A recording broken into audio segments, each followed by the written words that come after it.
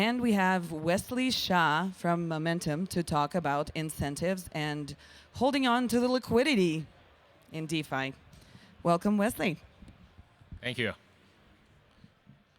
Hello, everybody. Hope everybody is hanging tight for the last day of ETHDenver here. Yeah, so just maybe a show of hand, how many of you guys have interacted with like DeFi protocols? All right, great, yeah. How many of you guys interacted with DeFi protocols before they launch a token of some sort? Right, okay, like, did you guys receive the amount of tokens that they promised, delivered, whatever, right? Never, right? Almost none, right? Yeah, exactly. So it fucking sucks, right? So like today we're gonna address that exact issue, and moving forward, hopefully you guys can get something out of my presentation to help you with your future interactions with DeFi protocols in the landscape.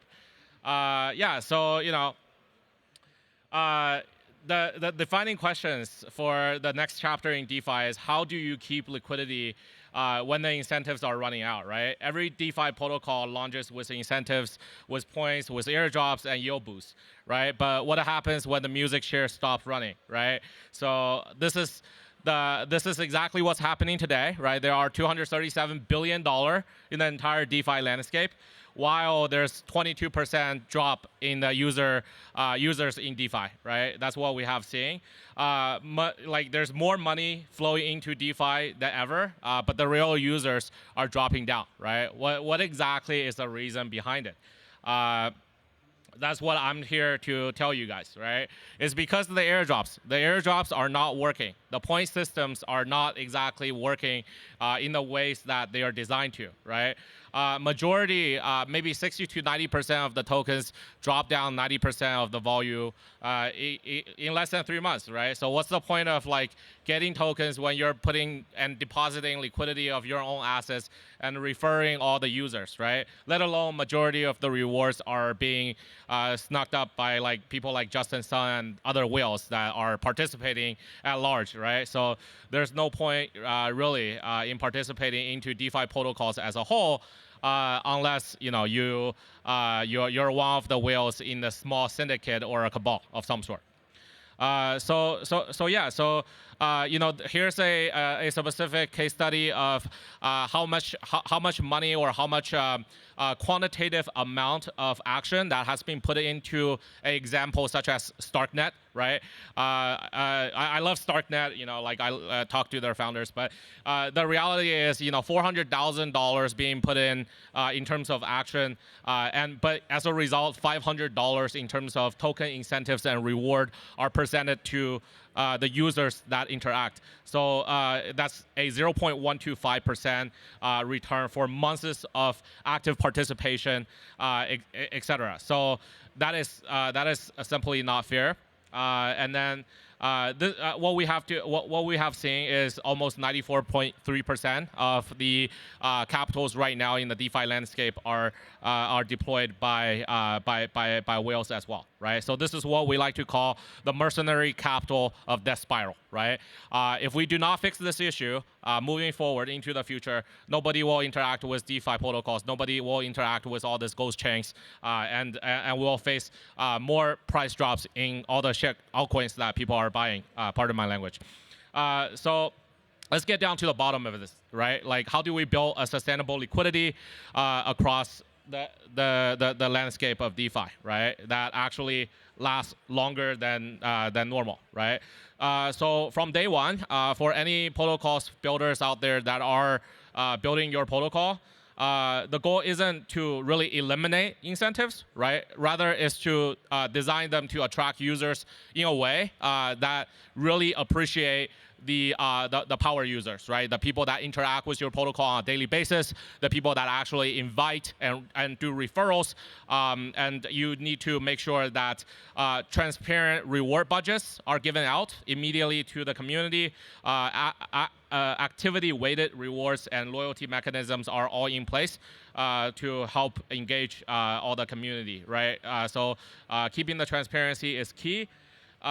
Next up, I wanted to talk about how how these transparent reward budgets we should structure in a place to end the guessing game. What the guessing game is that we oftentimes see a protocol giving I guess an unlimited amount of points, but the denominator oftentimes does not change, right? They're offering like 1%, 2% over a vesting period of 12 months. And it's not fair, right? So you need to be very clear as of like, okay, how much you are allocating immediately from the get-go. I don't care if you raise from Polychain or A16Z. You got to tell people that come into your protocol, how much they're making, right? And we need to have a activity-weighted reward flipping the script. So say if I have a whale coming in today, depositing $20 million, they should not be getting a 10% yield on a 60-day deposit versus somebody that comes in at $100 and then referring their friends and family members to participate in your DeFi protocol every single day. And yeah, they're getting like $1, $2 by the time of TGE. That should not be the way this industry work in the future realm of DeFi, right? Yeah. So next up, I want to talk a little bit about post TGE. Like a lot of founders right now are sort of like giving up in terms of like, okay, like I launched a token, I'm done with my protocol, right? Like that's definitely not cool, and it should not be the way builders like builder mentality should be, right? There should be clear mechanisms of buybacks. There should be clear mechanisms of staking rewards to really facilitate and stimulate the entire ecosystem moving forward to grow and consistently and organically. So here's an example of a successful case study of GMX.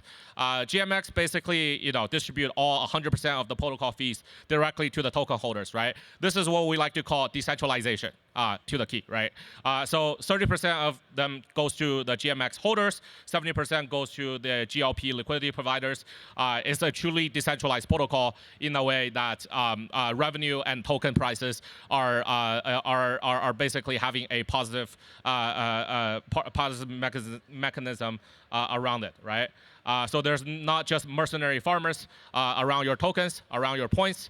There are continued growing support of this, and we have seen time and time again, right? Like we have seen Hyperliquid, Edge, all of these like long-lasting, I guess, perp dexes that are coming up that are doing a fantastic job in terms of making sure the stickiness of the user still stays, right? So yeah, so here's the moat that nobody really talks about, the dimensions, right?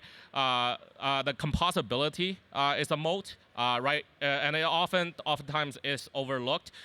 So when you're building a DeFi protocol, right? When your liquidity is deeply integrated into the broader DeFi system, then it becomes incredibly sticky, right? What I mean by that is like, okay, if you're building a DEX, if you're building a lending protocol, it should be an integral part of a bigger piece, and that is something a lot of builders fail to recognize. But yeah, I think in the future that should be taken into consideration, and also going into a bigger and broader ecosystem of newer assets is something that we strive to do, and also I wanted to kind of iterate as well. There is currently about $370 billion worth of RWA assets, including securities, including private credits, etc. Right? Like these type of assets needs to come into crypto more often than not. So last year alone, BlackRock tossed about 500 million, JP Morgan about $1 trillion in volume. All of these are sort of up and coming, and a lot of people doesn't realize this entire industry is no longer driving just by retails like how it used to be in the previous cycles, but rather by a lot of the institutions as well as bigger investors as well, right? So this is some knowledge to take in. So here are some of the RWA asset class breakdown. Due to the time constraint, I'm not going to go into details of it, but mostly it's private credits and also securities in the U.S. capital and also money markets. So how do we bridge, RWA liquidity into DeFi or into the ecosystem broader at large? This is some of the scalability issue that we need to solve, both from a regulatory standpoint as well as from a protocol standpoint. Yeah, so institutional security, regulatory compliance, as well as composability, right? So these are the 3 items. Lastly, I want to quickly touch bases on what define a protocol to build. And last, here are 5 qualities I think kind of messed up. But so you need to continue to iterate your product. You need to put your tokenomics as an integral part of your product, and you need to generate real revenue. I cannot stress this enough, right? Like people think that coming into crypto industry, launching a token and call it a day. This entire trend, this entire marketplace this entire market cycle has changed, and moving forward from this year onward, I think we'll see a lot more protocols, DeFi or non-DeFi alike, will be shifting more toward real revenue to come. And of course, community ownership and composability. You need to make sure that your community is alongside with you, and they are not just there to be the mercenary token hunters as well. A lot of this is hard to do than just speaking it out loud. But I would still encourage, if there's any builders out there, try to follow the parameter and the guidelines of this particular framework, right? So the road ahead, right? Like what can you do, right? As a builder, start optimizing for real revenue. As an investor, look for yields, looking for compound optimization of what a protocol can actually do. If you're a user, provide seed your liquidity with a protocol that really cares about you, right? Like don't just go because they were invested by A16Z. It was like $17 million. It doesn't work like that, right? So yeah, just a quick pointer. Awesome. All right. Yeah. So that's basically my presentation. Well, thank you guys very much. I hope you guys enjoy a very great afternoon here in Denver. That's your last day. Thank you.